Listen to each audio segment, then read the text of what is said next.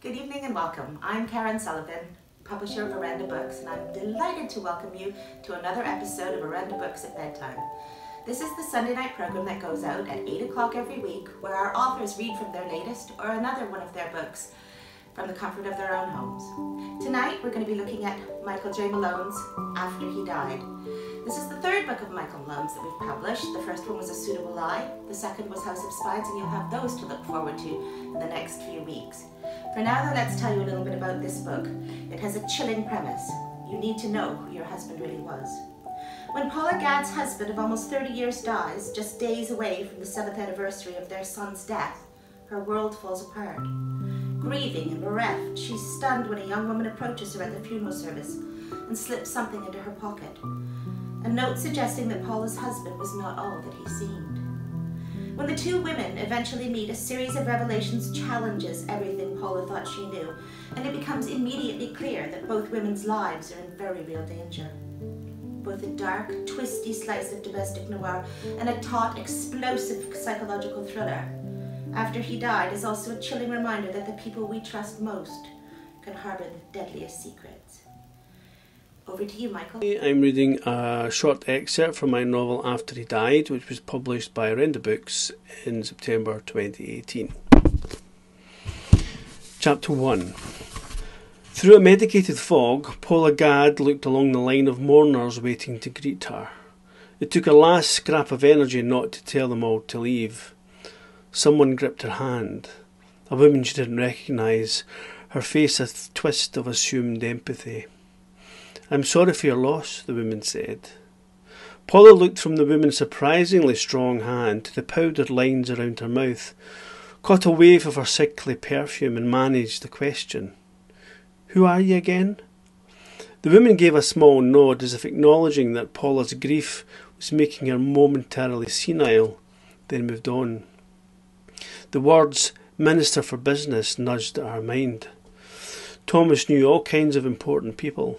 Thomas, her dead husband. Next in line was a couple in their 70s who looked like they'd been eating nothing but watery soup for the last 30 years, their faces stripped down to nothing but skin and sinew. And they looked so alike. Were they brother and sister? "Thomas will be missed," said the man. "First you lose your only son," said the woman. "How can one person take all that grief?" She was silenced by a look from her husband. Paula decided they must be married. Who else but a spouse would look at you that way? Already she missed that way of looking, that knowing. One more person and she was at the end of the line. Thank the good Lord. A young woman stepped forward. Wide-brimmed hat, large sunglasses, thin nose, plump lips, a chin that almost came to a point. She offered an embrace. Confused, Paula leaned into it, finding that suddenly, surprisingly, human contact was needed. The woman, a girl really, touched her lips to the side of Paula's face. She spoke in a whisper and Paula felt something being slid into the pocket of her jacket. What did she say? Paula heard her clearly, but the words were so out of context in that situation that she struggled to make sense of them. She looked down to her pocket as if she was trying to work out what had just happened. She raised her eyes to question the girl, but already she was walking away as if desperate not to be stopped.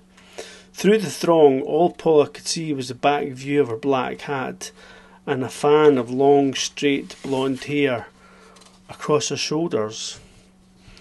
The woman's voice echoed in her mind, but through the medication, she couldn't make sense of her words, their incongruity. People were here to tell her how much they loved and admired Thomas, surely. She craned her neck and looked around the milling mourners for the hat and the blonde hair, but she saw no sign of them. It was probably some young woman who had a fancy for Thomas. He was a handsome man, after all, and did attract lots of admiring glances. And as far as she was aware, he never did anything to encourage them. Whatever his faults, he was a one-woman man, wasn't he? Her knees gave just a little, but she managed to right herself, managed not to fall to the floor in a heap. A wave of bone-aching loss crashed down on her, and she allowed her hand to drop away from the pocket. If it was a note, she could simply crumple it up and throw it away unread. Whatever it was surely just a cruel joke. Thomas, my Thomas. She recalled the moment. Was it really just a few breaths ago when the curtains slid shut, hiding his... She couldn't bring herself to even think the word coffin. She turned again to try and find the young woman. There was no sign of her, but her words repeated in Paula's mind. You need to know who your husband really was. Wow, thank you for listening. See you next Sunday at 8 p.m. for another episode of Orenda Books at Bedtime.